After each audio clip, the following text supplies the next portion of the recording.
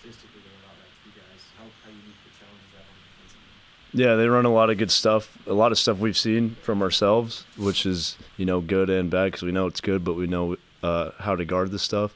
But yeah, they have a ton of talented guys on their team that can really fill it up, and we're gonna have to be really locked in defensively to come out with a win on the road against them. And having been here last year, Dad is mentioning how much more guys are talking this year, and just I guess what difference have you seen? How much of that has been, you think, like a conscious effort, and how much just like down the fabric of this team? Yeah, I think for myself especially is stepping into more of a leader role. I've tried to be more consistent every day with my talk, and Jamar has been amazing with that. Rink has also been back at practice, which has been huge for that because he's a great talker, and I think we do a good job of being more consistent than we have in the past years.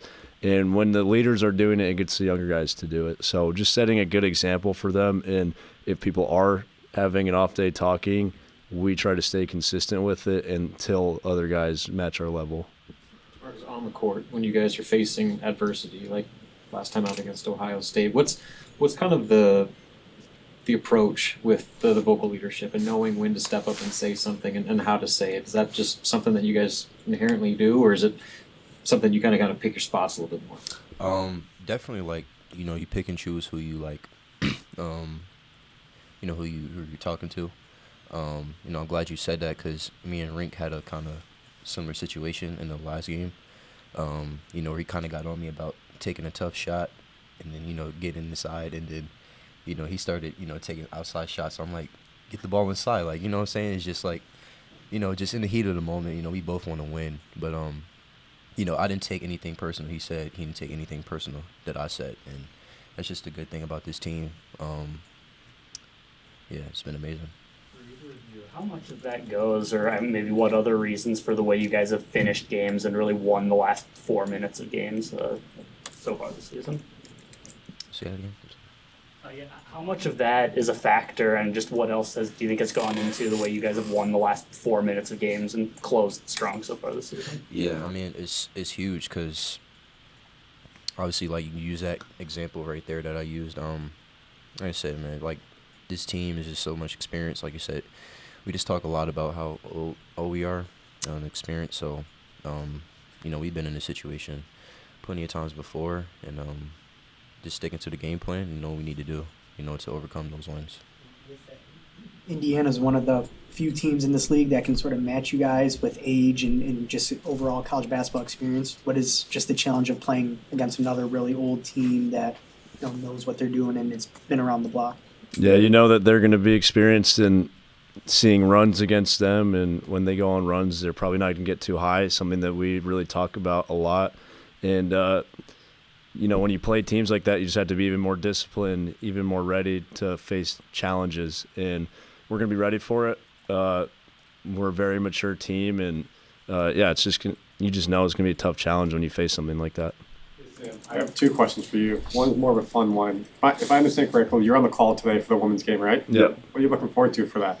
Yeah, I mean, it's just something I want to get into when I'm done playing, and pretty cool opportunity. It's my first time, and it's got a little more attention than I expected. But it's a really good opportunity, and I'm going to keep learning through that process. But, yeah, I've been working with my professor, Bill Dolman, at the journalism school, and he's really helped me. And we've been calling mock games in the classroom, so this will be my first time calling a live game, so that's exciting. Kent calls like a make room for daddy or anything? No, I'm probably not going to be a similar announcer to Kent, but I'll analyze the game like Jeff.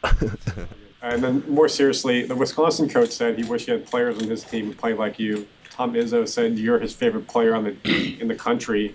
Just for kids who maybe aren't like 6'7", 6'8", something like that, what does it mean for you to be able to be so well known for the size you're at and what you're able to contribute to the team? Yeah, I mean, I hope I can kind of be a model for a lot of kids that aren't going to be, super gifted with their body, and just show that it doesn't matter what size you are. If you play harder than other people, you're going to get a chance, and if you affect winning, that's what gets you on the floor. And I think hearing that from other coaches has been great for me because there's been times where I've doubted myself when I'm not scoring a lot of points and stuff like that. But seeing other coaches give me those props has been huge for my confidence, but also just kind of getting some more attention has been cool to see as well. But, yeah, I mean, the main thing is just I feel like it's been a good model for younger players. I get messages all the time from kids that they are trying to play like me, and I just tell them to keep it up, and that's like the coolest thing for me. Going back to the announcing stuff, have you been listening to other people just try to like who are people you maybe are trying to pick things up from or whatever, just to help you with doing that? Yeah, I think Robbie Hummel's my favorite color guy to listen to. I love the way he analyzes the game and how he sees it.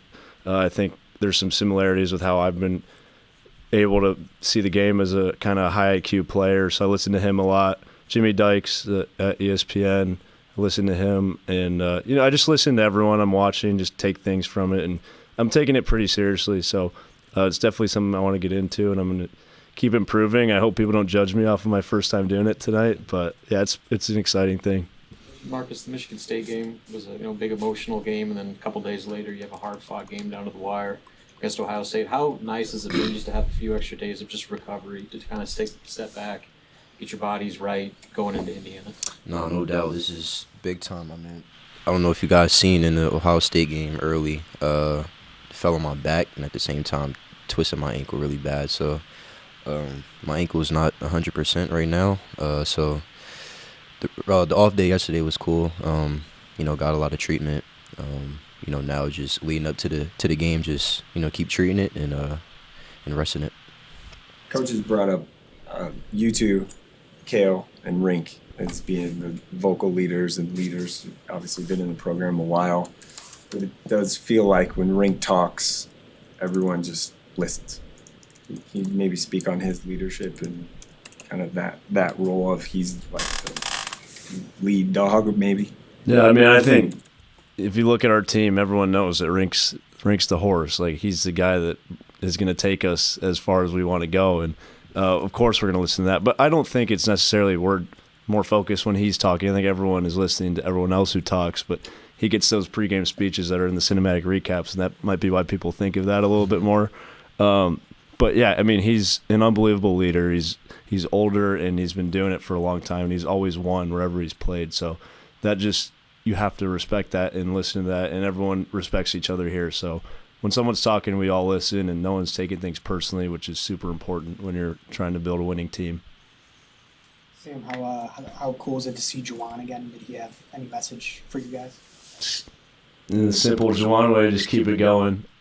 He's been keeping up with us, says he stays up early mornings over in Europe watching our games. So he's just a fan now, but it's really cool to see him. And he was one of the guys that helped build this program up. So to have him still be around and appreciate it is really cool. Thank you, guys. Thanks, guys. Thank you.